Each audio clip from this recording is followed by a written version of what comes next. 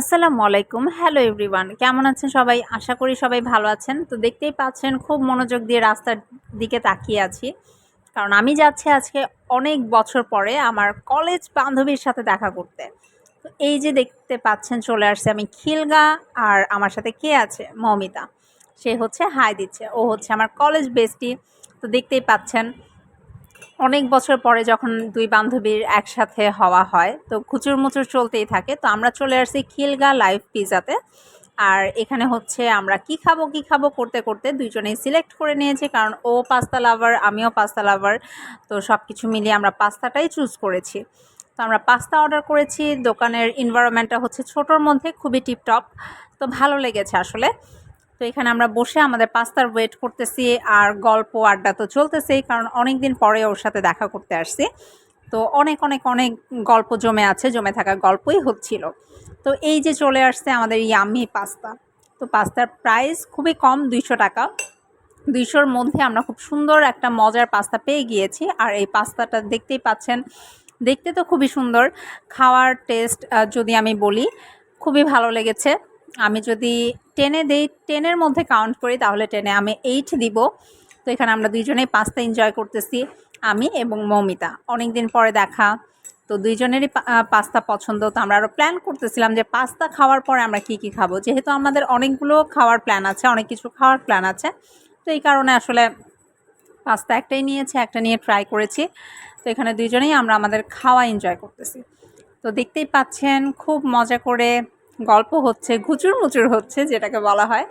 আর অনেক বছর পরে যখন আপনি আপনার স্কুল ফ্রেন্ড, কলেজ ফ্রেন্ডের সাথে দেখা করবেন, আপনার গল্প যেন শেষই হবে না। তো যাই হোক, অনেক ভালো লেগেছে। তো ২ জনেই আমরা খুব মিস করতেছিলাম কলেজের সময়টাকে। আর কলেজের সময় এই পানি ফুচকা জাস্ট ইয়াম। আমরা সবসময় কলেজ থেকে বের হয়ে ফার্স্টে হচ্ছে পানি ফুচকা খেতাম। তো এখানে দেখতেই পাচ্ছেন পানি ফুচকা কাছে আমরা চলে আসছি এবং পানি ফুচকাওয়ালা মামা কি করতেছে, ফুচকা বানাচ্ছে আমাদের জন্য। তো আমরা ফুচকা খাবো। তো এখানে আমরা ফুচকা নিয়ে নিয়েছি। ফুচকার টেস্ট আসলে কি বলবো, পানি ফুচকা মানেই হচ্ছে ভালোবাসা। আর আমাদের আগের রোজকার রুটিন থাকতো যে আমরা কলেজ থেকে বের হয়ে পানি ফুচকা খেতে যাব। তো এটা হচ্ছে রোজকার রুটিন ছিল। তো সেই মেমোরি আমরা তাজা করতেছিলাম, সে আমাকে খাওয়াই দিচ্ছিল। তো যাই হোক, ওভারঅল সব কিছু মিলিয়ে অনেক ভালো লেগেছে। তো এখানে হচ্ছে আমি আপনাদের উদ্দেশ্যে খুব মজা করে হচ্ছে পানি ফুচকা এনজয় করতেছি, সেটাই দেখাচ্ছিলাম। মৌমিতা আমাকে ক্যাপচার করে দিয়েছে, দেখতেই পাচ্ছেন জুম করে দেখাচ্ছি কার মুখে পানি চলে আসছে এই পানি ফুচকা দেখে। তো যাই হোক, এরপর আমরা খুব স্লোমো কিছু ভিডিও নিয়েছি আমাদের হাঁটার। তো হেঁটে আমরা কোথায় যাচ্ছি? হেঁটে আমরা যাচ্ছি আরও একটা প্লেসে, খিলগার আশপাশেই। আজকে যেহেতু খিলগাটাকে আমরা হচ্ছে এক্সপ্লোর করতেছি, তো খিলগার পাশেই আছে চায়ের বাড়ি। চায়ের বাড়ি, এটার নাম আপনারা খিলগাবাসী যারা আছেন তারা কম বেশি শুনেছেন।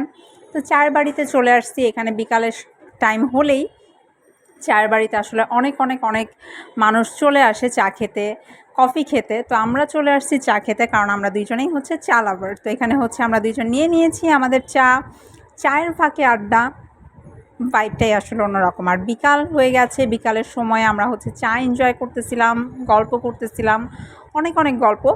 ওই সময়ই একটা ক্লিপ আর কি ক্যাপচার করে নিয়েছি, যেন আপনাদের সাথে একটু হলেও শেয়ার করতে পারি। তো অনেক ভালো লাগতেছিল, অনেক দিন পরে তার সাথে দেখা এবং অনেক আড্ডা, অনেক গল্প। সব কিছু শেষ করে আমি আবারও রওনা হয়ে গিয়েছি ব্যস্তমুখী আমার বাসার দিকে চলে যাচ্ছি। সময়টা এত দ্রুত গিয়েছে, আসলে হয় না, পছন্দের মানুষদের সাথে দেখা হলে সময় খুব দ্রুত যায়।